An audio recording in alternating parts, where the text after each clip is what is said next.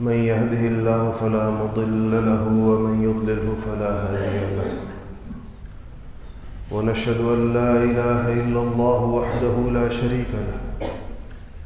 ونشهد أن سيدنا وسندنا وحبيبنا وشفيعنا ومولانا محمدا عبده ورسوله أما بعد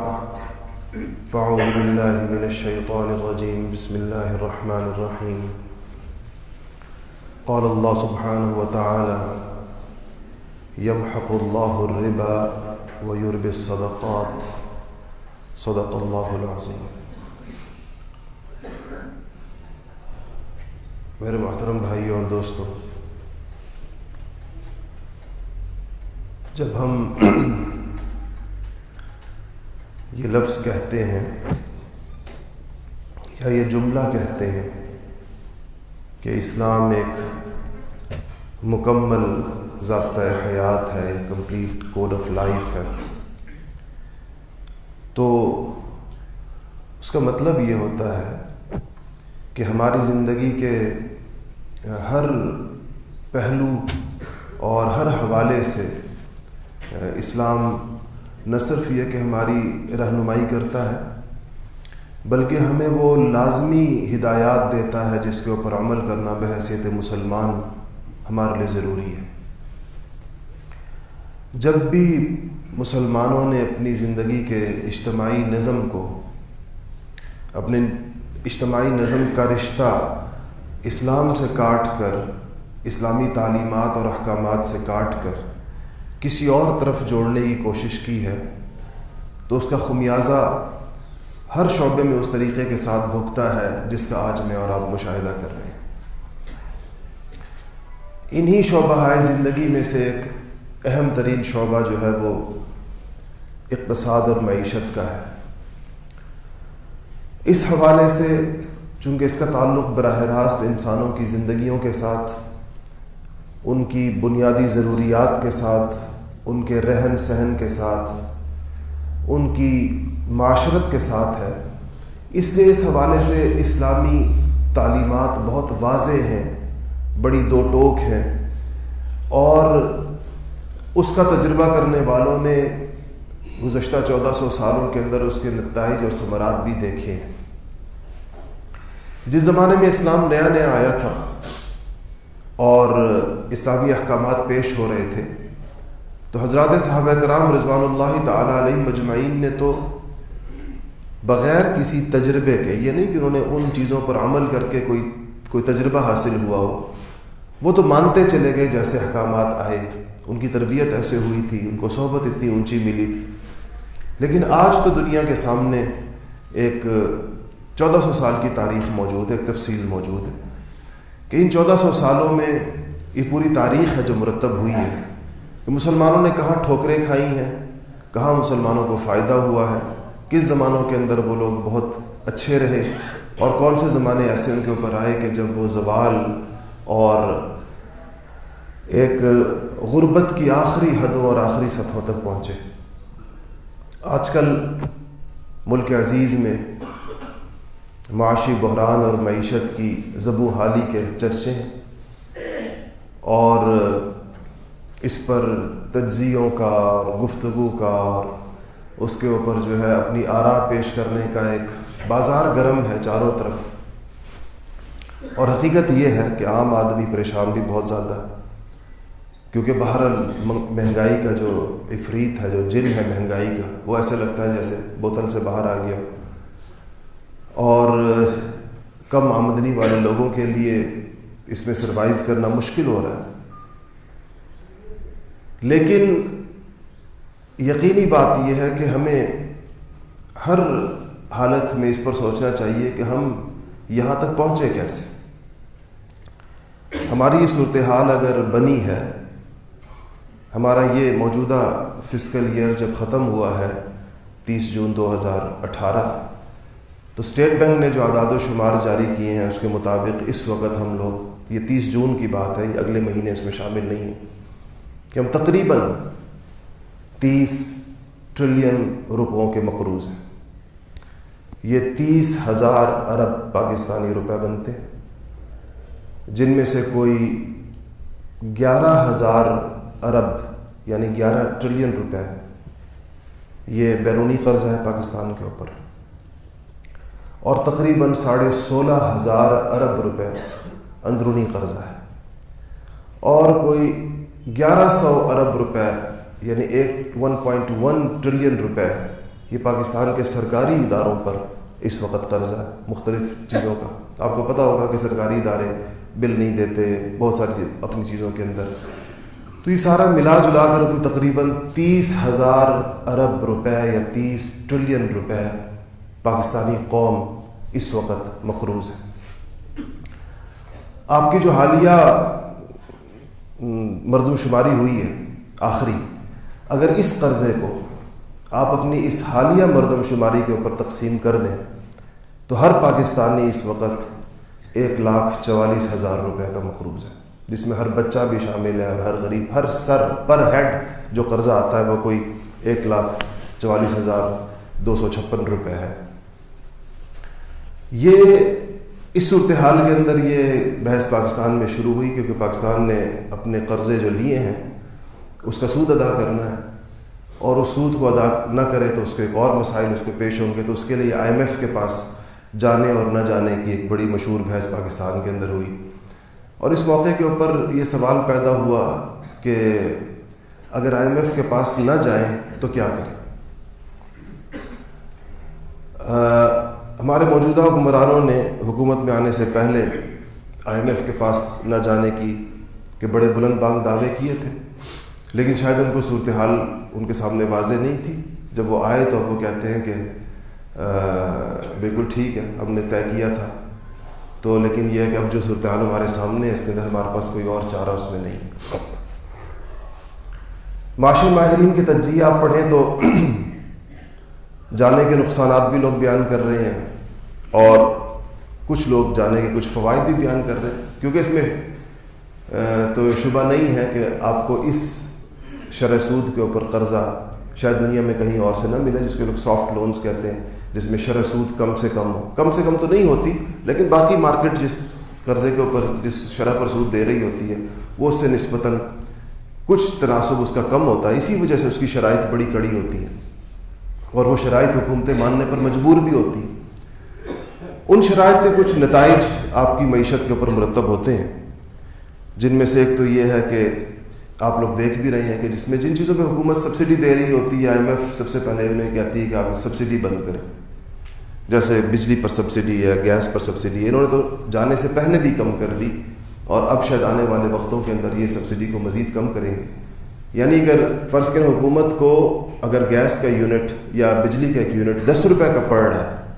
اور وہ عوام کو 6 روپے میں دے رہی ہے، تو ظاہر بات ہے کہ 4 روپے حکومت بھر رہی ہے اس کے، تو IMF یہ کہتا ہے کہ اس کو نہ بھریں آپ اور یہ عوامی پر ڈالیں۔ اسی کے نتیجے کے اندر آپ دیکھتے ہیں کہ بجلی کا ٹیرف بڑھتا ہے اور اس قدر بڑھتا ہے، لیکن اس سے مسئلہ حل نہیں ہوتا۔ اگر اس سے مسئلہ حل ہوتا ہو تو پچھلے چند سالوں کے اندر، اگر پچھلی 1-2 دہائیوں کو آپ دیکھیں تو ہم نے تقریباً 13-14 دفعہ بجلی کے قیمتیں بڑھائی ہیں، لیکن یہ کوئی سلسلہ ایسا نہیں ہے کہ جس کو کہا جائے کہ یہ ایک جگہ کے اوپر جا کر رک جائے گا اور انسان سوچے کہ یہ یہاں سے بس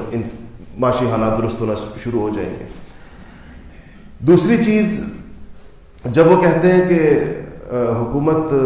اپنی اخراجات کے اندر اور بہت سارے منصوبوں کے اندر یا عوام کو دینے والے ریلیف کے اندر سبسڈی کے علاوہ اور بعض منصوبوں کے اندر سرکاری اخراجات کے اندر کمی کرے تو لا محالہ اس سے معیشت کی رفتار سست ہوتی ہے، اس لیے کہ اب بھی جو یہ اعداد و شمار بتا رہے ہیں کہ پہلے جو پاکستان میں معیشت کی رفتار 5% سے کچھ اوپر جا رہی تھی، وہ آنے والے وقتوں میں 4% سے نیچے چلی جائے گی، اور اس کا ایک تعلق بہرحال آپ کی GDP کے ساتھ ہوگا، اور وہ اس وجہ سے ہوگا کہ اب آپ کے قرضوں کا موجودہ جو میں نے قرضے اس وقت بتائے یہ GDP کا 86% بنتے ہیں، جو بیرونی اندرونی قرض۔ اتنا بڑا قرضہ جس ملک کے اوپر ہو تو اس کی معاشی ترقی کی رفتار کیا ہوگی اور کیسی ہوگی۔ سب سے پہلے میں اس پہ عرض کر دوں، اسی کچھ اسلامی شریعت کی روشنی میں اس پر کچھ گفتگو کرنے سے پہلے،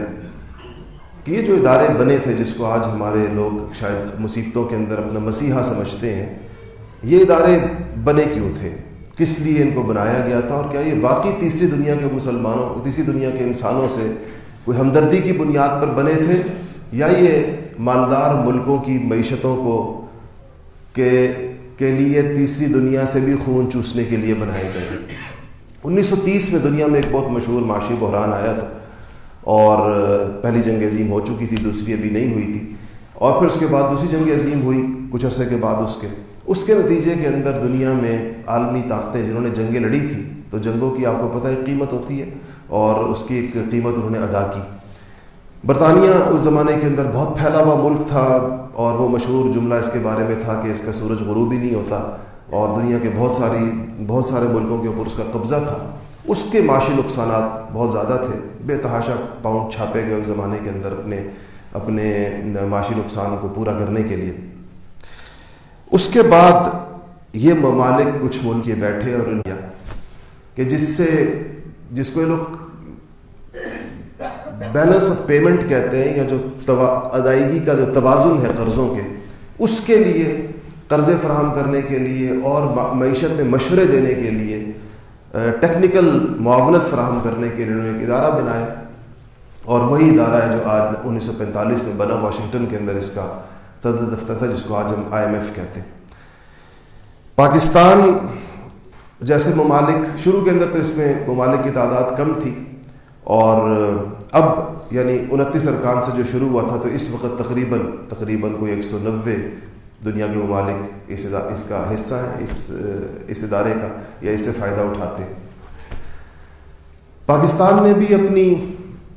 اپنی مشکلات کے زمانے میں کہیں یا اپنی مشکلوں کے اندر اس کے پاس جاتا رہا ہے، اور اب تک پاکستان 21 بار IMF سے قرضہ لے چکا ہے. اور یہ قرضے IMF کے کئی پروگرام ہیں جس کے تحت وہ قرضے دیتا ہے. اس میں سے ایک پروگرام ہے جس کو بیل آؤٹ پیکج کہتے ہیں، جس میں لوگ اس کام کے لیے قرضے لیتے ہیں کہ جو انہوں نے پہلے قرضے لیے ہوئے ہوتے ہیں، ان کے سود ادا کرنے کے لیے قرضے لیتے ہیں. تو پاکستان 12 دفعہ یہ بیل آؤٹ لے چکا ہے IMF سے، اور اب اگر جاتا ہے اور اس کو ملتا ہے تو یہ 13واں بیل آؤٹ پیکج ہوگا جو وہ IMF سے لے گا. یہ قرضہ چونکہ زیادہ تر اگر آپ یہ سوچیں کہ جس کے جو نتائج ہوں گے کہ یہ کسی بہت بڑے ترقیاتی منصوبوں کے اندر اس کی بھاری رقم نہیں خرچ ہوگی، یہ کسی ملک کی معیشت کے اندر کوئی اس کا کوئی بہت بڑی ایسی انڈکشن نہیں ہوگی کہ جس سے کوئی ایسے منصوبے وجود کے اندر آئیں جس سے کوئی عوام کو براہ راست فائدہ ہو یا آگے چل کر فائدہ ہو، بلکہ یہ اس قرضے کا ایک بڑا حصہ جو اس کا ہے وہ اس سود کی ادائیگی کے اندر جائے گا جو ہم لیتے رہے ہیں. اور یہ وہ سود ہے کہ اگر آپ ان قرضوں کی تفصیل نکالیں جو یہاں بیان کرنا شاید آپ لوگوں کے لیے بوریت کا باعث بن جائے گا، تو شاید اس کا کیپٹل یا اس کا اصل رقم ادا ہو چکی ہوتی ہے اور اگر دیکھا جائے تو، لیکن ابھی بھی جو باقی ماندہ رقم ہوتی ہے وہ اصل سے کہیں زیادہ باقی ہوتی ہے. اس پر ایک چیز اور بھی ہے کہ میں اس کا موازنہ کر رہا تھا کہ قرضے اتنے زیادہ کن ادوار کے اندر لیے گئے ہیں. تو میں کوئی آمریت کو سپورٹ نہیں کر رہا، لیکن پاکستان کے آمرانہ ادوار اور جمہوری ادوار کا اگر آپ تقابل کریں گے تو اس کا کوئی تناسب ہی نہیں بنتا آپس کے اندر. سب سے زیادہ اور بھاری بھرکم قرضے جمہوری ادوار کے اندر لیے جاتے ہیں، سودی قرضے پوری دنیا سے. اس کی وجوہات کی اپنی تفصیلات ہیں کہ ایسا کیوں ہوتا ہے. میں نے اس پہ دیکھ رہا تھا اور کہیں سے میں نے اس کو وہ کیا تھا کہ جو 4 آمرانہ ادوار ہمارے گزرے ہیں ڈکٹیٹرشپ کے، جو 4 دور ہیں، جنرل ایوب کا زمانہ ہے، جنرل یحییٰ خان کا زمانہ ہے، جنرل ضیاء الحق صاحب کا زمانہ ہے، یا پرویز مشرف کا زمانہ ہے. ان چاروں زمانوں کو اگر آپ اکٹھا کریں تو اس دور میں کوئی $6,772 ملین کا قرضہ لیا ہے پاکستان نے. 6,772، $6,500 ملین آپ کہہ لیں. اور جمہوری ادوار کے اندر ہم نے $82,408 ملین کا قرضہ لیا. اور اس کی وجہ یہ ہوتی ہے بہت ساری وجوہات کے علاوہ کہ جمہوری حکومتیں شارٹ ٹرم ذہن کے ساتھ آتی ہیں. ان کے ذہن کے اندر اگلا الیکشن ہوتا ہے کہ یہ وقت ہے اور تھوڑا سا وقت ہے، اس وقت کے اندر ہم نے عوام کو کچھ ایسے جھنجھنے ضرور پکڑانے ہیں کہ اگلے الیکشن سے پہلے پہلے لوگوں کا ذہن ہمارے بارے میں، ہمیں ایک موقع اور مل جائے، ایک دفعہ دوبارہ ہم کسی طریقے کے ساتھ آ جائیں. اس کے نتائج ملک میں کیا مرتب ہوتے ہیں اور اس کا قوم اس کا کیا خمیازہ بھگتتی ہے اور لوگوں کے اوپر اس کے کیا اثرات مرتب ہوتے ہیں، ملک کو آگے چل کر اس کے کیا نتائج بھگتنا پڑتے ہیں، یہ ان کا درد سر نہیں ہوتا. یہ وہ چیز ہوتی ہے جو کہ قوم نے اور ملک نے بھگتنی ہوتی ہے اور وہ بھگتتے رہتے ہیں. اچھا، یہ IMF کے اندر دلچسپ بات یہ ہے کہ ان کے ہاں جو ہر ملکوں کو نمائندگی دی گئی ہے وہ کوٹے کی بنیاد پر ہے اور اس کے بعد ایک ووٹنگ کا نظام ہے. اور ووٹنگ کا نظام اس طرح نہیں ہے کہ اگر 190 ملک اس کے رکن ہیں تو 190 ووٹس ہر ایک ملک کو ایک ووٹ ڈالتا ہے. ان کا جو کوٹا ملتا ہے اس کی 3 شرائط ہے، یہ 3 چیزوں کو دیکھا جاتا ہے اور انہی 3 چیزوں کی بنیاد کے اوپر ووٹنگ کا حق بھی ملتا ہے. پہلی چیز GDP دیکھتے ہیں، دوسری چیز جو اس کے اندر دیکھی جاتی ہے وہ یہ ہے کہ اس کے زر مبادلہ کے ذخائر کتنے، اور تیسری چیز یہ دیکھی جاتی ہے اس کی امپورٹ ایکسپورٹ کتنی. ان 3 چیزوں کی بنیاد پہ کوٹا بھی طے ہوتا ہے اور انہی 3 چیزوں کی بنیاد کے اوپر ووٹ کا حق بھی ملتا ہے. اس وقت اس بنیاد کے اوپر صرف امریکہ کو، ایک ملک کو IMF کے اندر جو ووٹنگ کے اندر 18% ووٹ اس کے ایک ملک کے. اور اگر آپ دنیا کے 5 بڑے ملک لے لیں، امریکہ، برطانیہ، فرانس، چین اور جاپان، ان 5 ملکوں کے پاس 40% ووٹس ہیں. اور اگر دنیا کے 20 بڑے ملک لے لیں، صنعتی ملک لے لیں، تو تقریباً 80% ووٹس ان کے پاس ہیں. اس سے آپ اندازہ لگا سکتے ہیں کہ چھوٹے ملک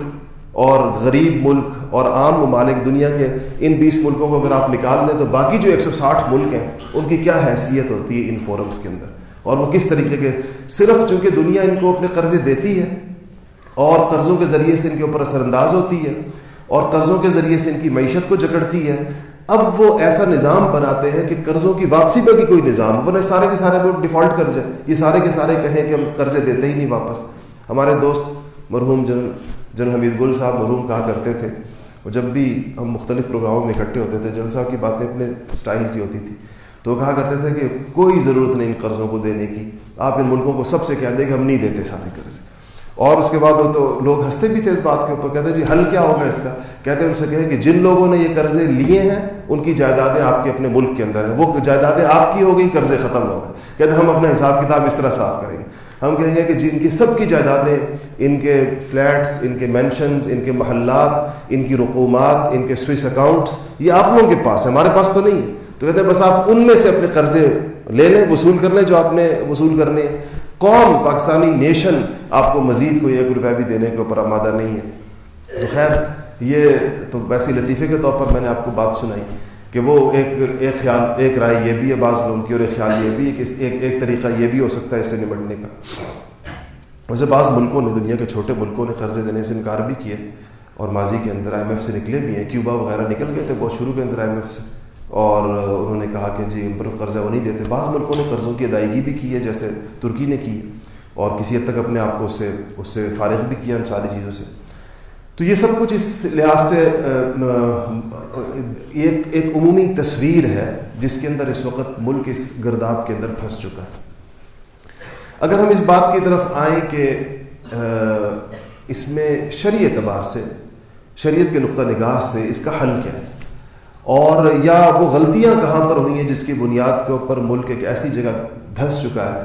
کہ جس کے اوپر اتنی خطرناک باتیں سامنے آ رہی ہیں. بعض لوگوں نے یہ تک کہا ہے، اور یہ ایک خیال کے طور پر ہے، یہ حقیقت ہے، اس کے بارے میں کچھ نہیں کہہ سکتا، لیکن کہہ رہے ہیں کہ آنے والے وقتوں کے اندر پاکستان کے کو جو قرضوں کی ضرورت، سودی قرضوں کی، اس قدر بڑھ جائے گی، اس قدر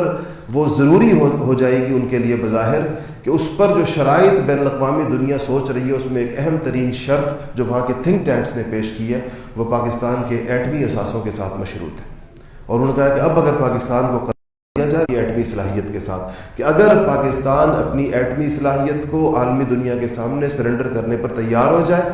تب اس کو قرضہ دیا جائے اور تب اس کو پیسے دیے جائیں. اور یہ وہ جو کہا جاتا ہے کاد الفقر ان یکون کفرا، کہ فقر بسا اوقات انسان کو کفر تک پہنچا دیتا ہے. انسان بعض اوقات اپنی سلامتی کے اوپر بھی سودا کر لیتا ہے, اپنی ہر چیز. غیرت اور حمیت اور عزت یہ تو بہت ابتدائی چیزیں ہیں جو چلی جاتی ہیں ان قوموں سے بحیثیت قوم. اس کے بعد پھر ان کو واضح طور پر نظر آ رہا ہوتا ہے کہ ہماری اب سلامتی داؤ پر لگ گئی ہے, لیکن اس کے باوجود وہ اس سے باہر اگر نکلنا چاہیں تو ان کے سامنے رستہ کیا ہو, وے آؤٹ کیا ہے ساری صورتحال سے. اس پر غور و فکر کرنے کے بعد چند چیزوں پر ہم پہنچتے ہیں. میں 2-3 چیزیں آپ سے عرض کروں, اس کی تفصیل کا موقع تو نہیں ہے, لیکن 3 بڑی اور 3 بنیادی چیزیں ہیں جس سے اسلام نے منع کیا ہے. 3 اہم ترین چیزیں, یہ 3 یوں سمجھے کلیات ہیں, اس کی پھر جزیات اور اس کی چھوٹی چھوٹی چیز. پہلی چیز ہے کہ سود, ربا کہیں یا اس کو یا سود کہیں, یہ بہر صورت اسلام کے اندر حرام ہے. اور اللہ جل شانہ جو آیت آپ کے سامنے پڑھی اس میں اللہ پاک نے فرمایا کہ یمحق اللہ الربا ویربی الصدقات, کہ اللہ پاک سود کو پنپنے ہی نہیں دیتے, سود کو اللہ جل شانہ چلنے ہی نہیں دیتے. سود کے اوپر کسی دائمی خوشحالی کی بنیاد نہیں رکھی جا سکتی.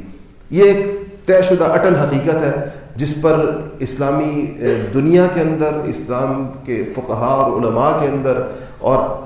ماضی سے لے کر آج تک کبھی کوئی اختلاف نہیں رہا. پہلی چیز یہ. دوسری چیز جو اسلام کے اندر منع ہے اس کو غرر یا انسرٹینٹی کہتے ہیں, اور غرر کے ساتھ آپ یہ کہہ سکیں کہ بے حساب قسم کا رسک لینا, ایسا رسک جس کا کوئی حساب کتاب ہی نہ ہو. یہ دوسری چیز ہے جو اسلام کے اندر منع ہے. اس کے اوپر اگر آپ چلے جائیں تو جو ڈیریویٹیوز ہیں, سیکورٹائزیشن ہے اس دور کی, اس کی تفصیلات کے اندر اگر آپ جائیں تو آپ کو سمجھ میں آئے گا کہ غرر اور یہ جو بے حساب رسک ہے یہ کیسے آتا ہے موجودہ اکانومی کے اندر, یہ کیسے گھستا ہے اور اس کے نتیجے کے اندر کیا چیزیں وجود کے اندر آتی ہیں. یا خود یہ جو خاص قسم کے ساتھ جس کو تخلیق زر کہتے ہیں, یا یہ جو ایک خاص طریقے کے ساتھ کریشن آف ویلتھ ہے مصنوعی طریقوں کے ساتھ, اس کی تفصیل میں نہیں جاتا, بلکہ کل پرسوں ہی ہمارے یہاں تخصص کے طلبہ کو میں یہی مضمون پڑھاتا ہوں, تو ان کے یہاں اسی کے اوپر سبق تھا کہ یہ مصنوعی طریقوں کے ساتھ دولت کیسے پیدا کی جاتی ہے, اور اس کے نتیجے کے یہ ایک نمبر گیم ہوتی ہے, حقیقت کچھ بھی نہیں ہوتی اس کے نیچے, اور ایک اعداد و شمار کا ایک احرام مصر تعمیر کر دیا جاتا ہے, اور حقیقت اس میں اگر آپ دیکھی جائے کہ اصل سرمایہ اس کے اندر کتنا ہوتا ہے تو وہ ناقابل یقین حد تک کم ہوتا ہے, اور اس کے اوپر مختلف قسم کی چیزوں کے ذریعے سے کیسے ایک تعمیر کھڑی کی جاتی ہے. اسی لیے جب وہ تعمیرات گرتی ہیں اور جب اس کے نیچے سے کوئی ایک اینٹ نکالتا ہے تو اس کے نتیجے میں جب وہ زمین بوس ہوتی ہے وہ عمارت, تو اس کا کوئی حل نہیں ہو سکتا. اسلامی معیشت چونکہ یا ایسٹ بیسڈ ہوگی یا ایسٹ بیکڈ ہوگی, کچھ نہ کچھ اس کے اندر ایسٹ ضرور ہوگا, تو ایک ایسٹ بالکل معدوم نہیں ہوتا دنیا سے. عام طور پر وہ ایسٹ جن کو حقیقی معنوں میں ایسٹ سمجھا جاتا ہے, اگر اس کے اوپر کسی کا پیسہ لگا ہوا ہوگا تو کوئی نہ کوئی اس کے نقصان کی تلافی کسی ایک حد میں, وہ ایسا نہیں ہو سکتا کہ صبح ہو اور دوپہر کو نہ ہو, یا صبح ہو اور شام کو نہ ہو. یہ اس نظام معیشت کے اندر ایسا ہوتا ہے کہ یہ ایک مصنوعی طریقے سے کھڑی کر دی جاتی ہے, اور اسی مصنوعی طریقے کے ساتھ پھر وہ زمین بوس بھی ہوتی ہے. تو دوسری چیز میں نے کہا کہ انسرٹینٹی اور بے حساب رسک یا غرر جس کو کہتے ہیں, اس کی ممانعت ہے اسلام میں. اس کی شاخیں اور شکلیں بہت ساری بنتی ہیں. تیسری چیز جس کی ممانعت ہے اسلام کے اندر وہ یہ ہے کہ جس طرح کے شراب سازی, قمار بازی اور سٹوں میں اور اس قسم کی چیزوں کے اندر انویسٹمنٹ اور سودی بینکاری, ان ساری چیزوں کے اندر جو انویسٹمنٹ ہے یہ حرام ہے شریعت میں. اگر آپ صرف ان 3 چیزوں کو لے لیں, میں چونکہ اس کو بہت عام فہم اور عام سطح کے اوپر لانا چاہتا ہوں کہ آپ میں سے ہر بندہ اس کو سمجھ سکے, ورنہ اس کی جو ٹیکنیکل تفصیلات ہیں اس میں تو اور بھی بہت ساری چیزیں آتی ہیں, لیکن ایک عوامی شعور کی حد تک اگر ایک بات کو ہم لوگ سمجھنا چاہیں تو اگر یہ مثلا یہ جو میں نے عرض کیا کہ اگر ان 3 چیزوں کے اوپر بھی کسی معاشرے کے اندر کوئی معاشرہ اس کے اوپر قدغن لگائے اپنی معیشت کے اندر, اس کے بڑے فوری اثرات اس کی معیشت کے اوپر مرتب ہوتے ہیں. ہمارے یہاں کیا ہوا اور کیا ہو رہا ہے اس وقت, ہمارے یہاں بنیادی مسئلہ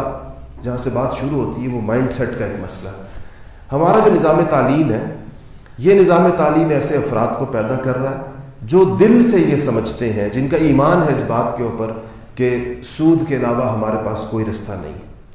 ہم سود کے علاوہ ہمارے پاس کوئی باہر نکلنے کی صورت نہیں ہے. یہ دنیا ایسی ہے اور آپ کو سود کے دلائل اور سود کے لیے مختلف تعویلات اور اس کے لیے مختلف شکلیں, یہ وہ سود نہیں ہے اور دور نبوت کا سود ایسا تھا, موجودہ سود ایسا ہے, اس کو یہ کہتے تھے, اس کو یہ کہتے ہیں, اس قسم کی باتوں کی ایک پورا ایک فلسفہ ہے جس کو ہمیں سنتے ہوئے مدت بھی گزر گئی ہے اور آج بھی سن رہے ہیں. ایسے لوگ موجود نہیں ہیں کہ جب وہ بیٹھیں تو اس یقین کے ساتھ بیٹھیں کہ یمحق اللہ الربا ویربی الصدقات, جو قرآن کی آیت ہے, کہ وہ یہ سمجھے کہ نہیں اللہ جل شانہ نے سود کا رستہ تو اللہ پاک نے بند کیا ہوا ہے, اور اس کے علاوہ باقی صورتوں کے اوپر اس کے اندر غور کیا جائے کہ اور کیا صورتیں ہو سکتی ہیں. یہ ایک تو ہماری ذہنیت کا بنیادی مسئلہ ہے, اور جب تک اگر اس مسئلے کو ہم نے جڑ سے ختم کرنا ہے تو اس کے لیے ہمیں اپنے نظام تعلیم کو درست کرنا پڑے گا. ابھی جو ایڈوائزری کاؤنسل پرائم منسٹر نے بنائی, آپ اس کے لوگوں کا پروفائل دیکھیں, ایک صاحب کے علاوہ جن کو میں جانتا ہوں, کل ہم ایک تقریب میں اکٹھے بھی تھے, باقی جتنے افراد تھے اس کے وہ سارے کے سارے وہ لوگ تھے جن کی مہارت یہ ہے, جن کی جو ایکسپرٹیز یہ ہے, ان کی اسپیشلائزیشن یہ ہے کہ سودی معیشت کو کیسے مینیج کیا جائے گا اور سودی اداروں کے ساتھ لین دین کیسے کیا جا سکتا ہے, بہتر سے بہتر طریقہ کیا ہو سکتا ہے. یعنی ہمارے چونکہ پڑھایا طریقہ ہی یہی پڑھایا جا رہا ہے, اور ہم اسی کے اوپر خوش ہوتے رہتے ہیں کہ ایک پاکستانی اکانومسٹ جو ہے وہ دنیا کا اتنا بڑا سمجھا جا رہا ہے فلانا, تو اس کی ایکسپرٹیز کس کے اندر ہے یہ ذرا دیکھا جائے. اگر اس کی فرض کریں, اگر اس کی مہارت ایک سودی معیشت کو ترقی دینے کے اندر یا معیشت کو مزید سودی بنانے میں اس کی مہارت ہے, تو اس کے مسلمان ہونے میں ہمارے لیے فخر ہونے کی کیا بات. ایک مسلمان سود کا بہت بڑا ماہر آپ نے تیار کر لیا, یہ تو ایسے جیسے آپ کہیں کہ دنیا کا سب سے زیادہ شراب پینے والا ایک مسلمان ہے. کتنے بڑے فخر کی بات ہے کہ وہ کیا کہتے ہیں اس کتاب کو, وہ جو Guinness book of world record, اس کتاب کے اندر آیا ہے کہ ایک مسلمان ایسا ہے جو سب سے زیادہ شراب پیتا ہے. اس پر آپ فخر کریں گے؟ یہ کوئی فخر کی بات ہے کہ جی دنیا میں کیسا ہے؟ خدا نخواستہ تو سود تو شراب سے 1000 گنا بڑا گناہ ہے. سود اور شراب کی تو آپس میں کوئی مماثلت ہی نہیں ہے برے ہونے کے اعتبار سے. تو اگر ایک سودی معیشت کا ایک شاہکار آپ نے تیار کیا ہے تو اس کے اندر فخر کی کون سی بات ہے, اور اس کے اندر اتنا زیادہ خوش ہونے کی کون سی بات ہے. اور اسی قسم کے 20 لوگوں کو آپ جمع کر کے اپنی معیشت ان کے سامنے رکھیں. ایک مریض ہے جس کو وہ جو گر گیا ہے ایک بہت بڑی کھائی سے, اور اب اس کے بعد اس کا سر بھی پھٹا ہوا ہے اور اس کے بازو بھی ٹوٹے ہوئے, اس کے ہاتھ بھی ٹوٹے ہوئے, اور اس کی حالت بری ہوئی ہوئی ہے. اور اب آپ نے اس کو ایک سرجن کی ضرورت ہے جو اس کو جوڑ دے, تو آپ ایک قصائی کو لے آئیں کہ اس کے سامنے کھڑا کریں گے, جی اب اس کا کیا کرنا ہے. تو قصائی پھر آپ کو بتائے گا کہ اس کی بوٹی اب کس طرح ہو سکتی ہے, اور تو اس کے پاس کوئی اور رستہ نہیں ہے. وہ یہ بتا دے گا کون سا گوشت کہاں کا کس طرح الگ الگ ہو سکتا ہے. تو یہ ہماری اس وقت کی صورتحال ہے کہ ہم لوگوں نے اپنا تار زخم جسد جو ہے ہمارا, اور زخموں سے چور اپنا جسد, جن وجوہات کی بنیاد پر وہ زخمی ہوا ہے, جو وجوہات اس کا باعث بنی ہے, آج ہم نے اسی کے سامنے اس کو رکھا ہوا ہے. اور اس کے نتیجے کے اندر ہر گزرتے آپ دیکھ لیں پورا اس گراف کو دیکھیں کہ ہر گزرتا دن مزید خطروں کی طرف جا رہا ہے یا نہیں جا رہا, اور ہر گزرتا دن مزید مسائل کی طرف جا رہا ہے. اگر ان چیزوں سے مسئلے حل ہونے ہوتے تو یہ کام ہم نے جب سے 1958 میں ہمارا IMF کے ساتھ ہماری دوستی یاری قائم ہوئی, اور 70 کی دہائی کے اندر ہم نے یہ بیل آؤٹ پیکیجز لینا شروع کیے. اگر یہ مسائل واقعی ہماری معیشت کو کوئی ٹیکہ لگا سکتے تھے, کوئی ہمارے مسائل حل کر سکتے تھے, تو کیا 40-50 سال کا عرصہ تھوڑا ہے اس کے تجربے کے لیے جو ہم اتنے عرصے سے اس کو کر رہے ہیں. تو وہ جو 3 چیزیں میں نے آپ کو عرض کی, اس کی بنیاد کے اوپر کچھ چیزیں جس کو اسلامی معیشت کے اندر اس کو ایکسرسائز کیا جا سکتا ہے. مثال کے طور پر ایک چیز جس کو ہم لوگ باٹ کہتے ہیں, بلڈ آپریٹ اینڈ ٹرانسفر. بجائے اس کے کہ ہم سی پیک کے اندر پھر سے قرضے لیتے اور ہم اس کے بعد قرضے لے کر اس کا سود ادا کریں, جس طرح کہ ابھی امریکہ نے IMF سے کہا ہے کہ اس لیے پاکستان کو بیل آؤٹ پیکیج مت دیں. آپ نے پڑھا ہوگا امریکی وزیر خارجہ کا بیان کہ پاکستان اس قرضے سے چائنا کا سود ادا کرنا چاہتا ہے, اور چونکہ امریکی اجارہ داری ہے, امریکہ اور چائنا کے درمیان ایک سرد اقتصادی جنگ ہے, تو کہتا ہے کہ جی IMF سے پیسے لے کر آپ چائنا کو نہیں دے سکتے کیونکہ وہ آپ نے ان سے سودی قرضہ لیا. چائنا نے اس کی تردید کی ہے, کہہ رہے ہیں کہ نہیں جی ہمارے قرضے بڑے سافٹ لونز ہیں, ہم نے بڑے نرم قسم کے قرضے دیے ہیں, تو پاکستانی معیشت جو اتنی اس وقت ہچکولے کھا رہی ہے اس کی وجہ ہمارے قرضے نہیں ہیں, اس کی وجہ ان کے دوسرے قرضے ہیں جو انہوں نے باقی دنیا سے لیا ہوا ہے. بہرحال یہ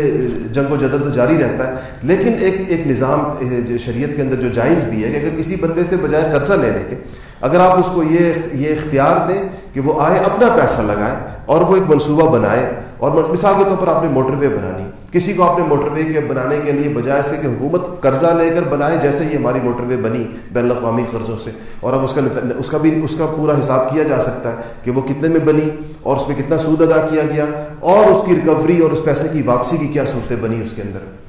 تو اس کی بجائے وہ بنائیں, بلڈ خود بنائیں, پھر آپریٹ کریں اس کو, اس کے نتیجے کے اندر اس کا اپنا پیسہ واپس لیں, اپنا منافع بھی واپس لیں اور پھر ٹرانسفر کریں, یعنی وہ املاک واپس حکومت کے پاس آئیں. 10 سال بعد آتی ہیں, 20 سال بعد آتی ہیں, 25 سال بعد آتی ہیں, لیکن اس کے نتیجے میں کیا ہوتا ہے کہ 1 روپے لگائے بغیر ایک ترقی یافتہ ایک تعمیری منصوبہ بن جاتا ہے. مثلا اگر کوئی ڈیم بھی بنانا ہو اس منصوبے کے تحت وہ بن سکتا ہے کہ لوگ پیسہ لگائیں. اور اچھا, یہ پبلک پرائیویٹ فنڈنگ کے ذریعے بھی یہ کام ہوتا ہے, اس کے اندر عوام کو بھی شریک کیا جا سکتا ہے کہ لوگ آئیں گے اپنا پیسہ لگائیں اس کے اندر, اس کا ایک پورا نظام بنتا ہے, اور اس کے بعد اس سے جو آنے والی آمدن ہے, جو بجلی بیچی جائے گی, وہ سب سے پہلے ان سٹیک ہولڈرز کے درمیان ان کا کیپٹل بھی واپس جائے گا, ان کے منافع بھی ان کو واپس دیے جائیں گے, اس کی شرح پہلے سے طے ہوگی, اور جب وہ لوگ اپنا منافع اور ساری چیزیں حاصل کر لیں گے اس کے بعد وہ چیز حکومت کو واپس آخر کے اندر ٹرانسفر ہوگی. یہ ایک طریقہ رہا ہے جس کے ذریعے سے بعض بہت بڑے بڑے منصوبے اس طریقے کے ساتھ کیے جا سکتے ہیں. ایک اور چیز ہے, وقت کم ہے, میں اس کی تفصیلات کے اندر نہیں جا سکتا, کہ بجائے اس کے کہ سودی قرضے لیے جائیں, اگر حکومت اپنی املاک کو, سرکاری املاک کو بیچے, اور ان سرکاری املاک کا عام طور پر تصور یہ ہوتا ہے کہ وہ لوگ اس کو بہت عرصے تک رکھ نہیں سکتے, بالآخر حکومت اس کو واپس خریدتی ہے. تو بجائے اس کے کہ اس کے لیے جو اسلامی معیشت کے ماہرین ہیں انہوں نے ایک صکوک کا ایک پورا نظام بنا کر حکومتوں کو دیا ہے, اور اس کے اوپر عمل بھی ہو رہا ہے. اور آپ کو میں ایک چیز اور بتاؤں کہ ایک کانفرنس کے اندر ہم شریک تھے جس کے اندر یہ بتایا گیا کہ جب چائنا ہمارے ساتھ سی پیک سائن کر رہا تھا تو ان کی طرف سے یہ آپشن بھی آیا تھا کہ ہم سے پوچھا گیا تھا کہ آپ اس پورے منصوبے کی جو فائنینسنگ ہے وہ کیا اس میں اسلامک فائنینس کا کتنا حصہ ہوگا, کہ ان کا خیال تھا کہ اسلامی ملک ہے, شاید ان کا اس کے اوپر کوئی اصرار ہو کہ 25%, 50%, 80% یا کتنی جو ہے ہم اس کو اسلامی طریقے کے ساتھ اس کے اوپر کام کرنا چاہیں گے. تو ان کی طرف سے بھی یہ سوال ہمارے لوگوں سے کہا گیا, تو ہمارے لوگوں نے جواباً کہا کہ نہیں, ہمارا کسی قسم کا اسلامک فائنینس کا ارادہ نہیں ہے, اور ہم اسی سودی طریقے کے ساتھ جو دنیا کا رواج ہے آپ کے ساتھ اسی کے مطابق اس کے ساتھ چلیں گے. وہ تو یہ بات کہیں اور ہم لوگوں کا اس کے اوپر جو ہے ہمارا اس کے اوپر اعتماد نہ ہو. آج ہی پڑھتے ہوئے میں کہیں پر دیکھ رہا تھا اور مجھے بڑی حیرت ہوئی کہ مارچ 2009 میں وہ جو آپ مشہور ایک بحران کے کچھ عرصے کے بعد یہ ویٹیکن کا بیان جو ان کے الفاظ کے اندر میں نے اٹھایا وہاں پر کہ ویٹیکن سٹی, اچھا عیسائیت نے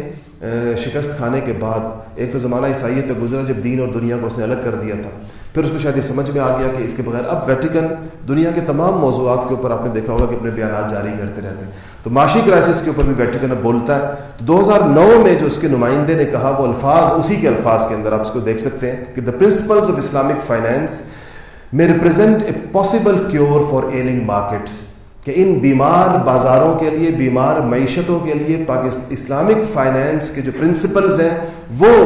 ایک حل اس کا ہو سکتے ہیں, وہ اس کے لیے ایک صورت ہو سکتی ہے. یہ ویٹیکن تو یہ کہہ رہا ہو اور ہماری حکومتیں اس کو نہ سنتی ہوں, جو مسلمانوں کی حکومتیں ان کے ذہن کے اندر یہ تصور اور یہ پہلو ہی نہ آتا ہو. اور ہمارے یہاں حقیقت یہ ہے کہ اس حوالے سے ہمیں بہت سرکاری اور غیر سرکاری میٹنگوں کے اندر بیٹھنے کا اتفاق ہوا, عدالتی کارروائیوں کو دیکھنے کا اتفاق ہوا. ہمارے ہاں یہ پورا نظام صرف اور صرف ڈیلیئنگ ٹیکٹکس پر چل رہا ہے, کیسے اس کو مؤخر کیا جا سکتا ہے, کیسے اس کو مؤخر کیا جا سکتا ہے, جب بھی کوئی بات آتی ہے کیسے اس کو آگے لے کر, کیسے اس کو آگے. تو ایک چیز اس تفصیل میں نہیں جانتا کہ ایک چیز تو باٹ میں نے آپ سے عرض کی, ایک اس کے اندر دوسرا صورت جو ہو سکتی ہے وہ اس کے اندر سکوک ہے. تیسری بات جس کو ہمیں غور کرنا چاہیے اور وہ یہ کہ اسلامی معیشت کے اندر افرادی محنت یا ہیومن ریسورس جو ہے اس کی خاص قسم کی اہمیت ہوتی ہے جو کہ سودی معیشت میں عام طور پر نہیں ہوتی. سودی معیشت میں کیا ہوتا ہے کہ دیکھیں جو سرمایہ کاری کے 2 بڑے سورسز ہیں اس وقت عام طور پر اس کے اندر, ایک یہ کہ جو مالکان جو پیسے ڈالتے ہیں کسی بھی نظام کے اندر سرمایہ کاری کے اندر اس کو ایکویٹی کہتے ہیں, اور ایک وہ جو قرض دینے والوں کا جو سرمایہ ہوتا ہے اس کو ڈیٹ کہتے ہیں. ایکویٹی پر جو کچھ آتا ہے اس کا کوئی حساب کتاب طے نہیں ہوتا لیکن اس کو پروفٹ کہتے ہیں یہ لوگ, ایکویٹی جو چیز واپس لے کر آتی ہے. ڈیٹ سے جو کچھ آتا ہے اس کو یہ انٹرسٹ کہتے ہیں, ڈیٹ کا جو بھی ثمرہ ہوتا ہے. اب سودی معیشت میں کیا ہے کہ اس سرمایے کے اوپر کی مکمل طور پر محنت, اس کے اندر جو ہے وہ انتظام و انصرام اور اس کے اندر رسک, یہ ساری چیزیں ایک طرف ڈالی جائیں, ایک طرف رہیں, اور جس کے پاس سرمایہ ہے بس اس کو اپنے سرمایہ کا کرایہ وصول ہوتا رہے. یہ وہ خالص غیر اسلامی تصور ہے جس کے اوپر چیزوں کو کھڑا کیا گیا ہے. اسلام سرمایہ کے اوپر منافع کا بالکل قائل ہے مگر رزق کو منفی کر کے قائل نہیں ہے. اس چیز کے کہ آدمی رزق نہ اٹھائے، اسی لیے مضاربہ کے اندر اگر محنت اور انتظام و انصرام دوسری طرف جاتا ہے اور سرمایہ اس طرف ہوتا ہے تو رزق بھی اس طرف ہوتا ہے.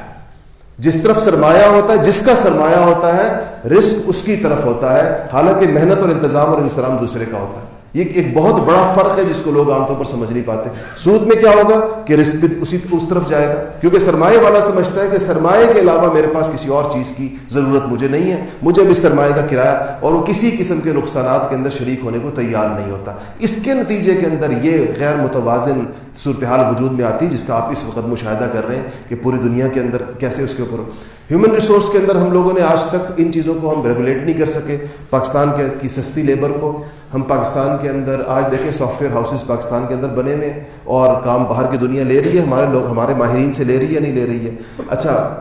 اکاؤنٹنگ سروسز ہمارے لوگ فراہم کر رہے ہیں یہاں پر بیٹھ کر امریکی کمپنیوں کو اور برطانوی کمپنیوں کو. اس کا مطلب یہ ہے کہ یہ صلاحیتیں ہمارے لوگوں کے اندر موجود ہیں اور وہ یہاں بیٹھ کر امریکی کمپنیاں چلا رہے ہیں. ایک ہسپتال امریکہ میں ہوتا ہے اور اس کے اکاؤنٹس ڈپارٹمنٹ پاکستان میں یا انڈیا میں یا بنگلہ دیش میں اور ان ملکوں کے اندر ہوتا ہے. یہاں بیٹھ کر ان کے مریضوں کا سارا حساب انہوں نے رکھا ہوا ہوتا ہے. کیا وجہ ہے کہ یہ چیز ان کو سستی پڑ رہی ہے؟ اگر حکومتیں اس پورے نظام کو بہترین طریقے کے ساتھ بروئے کار لائیں، اس کو اپنا ایک سرمایہ سمجھے، سودی ذہن سے باہر نکل کر محنت کو بھی اپنا سرمایہ سمجھے، محنت کو بھی اور انتظام و انصرام کو بھی یہ سمجھے کہ یہ بھی ایک بہت بڑی چیز ہے، تو اس کے نتیجے کے اندر بھی لوگوں کا معیار زندگی بہتر ہوگا. لوگوں کے اوپر لوگ جب ایک خاص طریقے کے ساتھ باہر بھیجے جائیں گے تو ان کی طرف سے آنے والی رقومات وہ باقاعدہ حکومت کے نظام کے تحت آئیں گی. اس وقت جو چیزیں 20-22 بلین جو باہر سے آتا ہے اس کے اندر سے اس کا کبھی حساب لگایا جائے کس طریقے کے ساتھ آتا ہے، ہنڈی کے ذریعے کتنا پیسہ آتا ہے، باقاعدہ طریقوں سے کتنا آتا ہے، حکومت کو اس کے اندر کتنا فائدہ ہوتا ہے اور دیگر ذرائع سے اس کے ذریعے سے کتنا فائدہ اٹھایا جا سکتا ہے. ایک اور چیز جو اس کے اندر ہم جس پر سب سے پہلے بات کرنی چاہیے تھی لیکن وقت ختم ہو چکا ہے، رسول اللہ صلی اللہ علیہ وسلم نے ایک چیز کو نصف المعیشہ فرمایا اور وہ چیز ہے اپنے معیار زندگی کو درست رکھنا اور اپنے معیار زندگی کو معتدل اور متوازن رکھنا.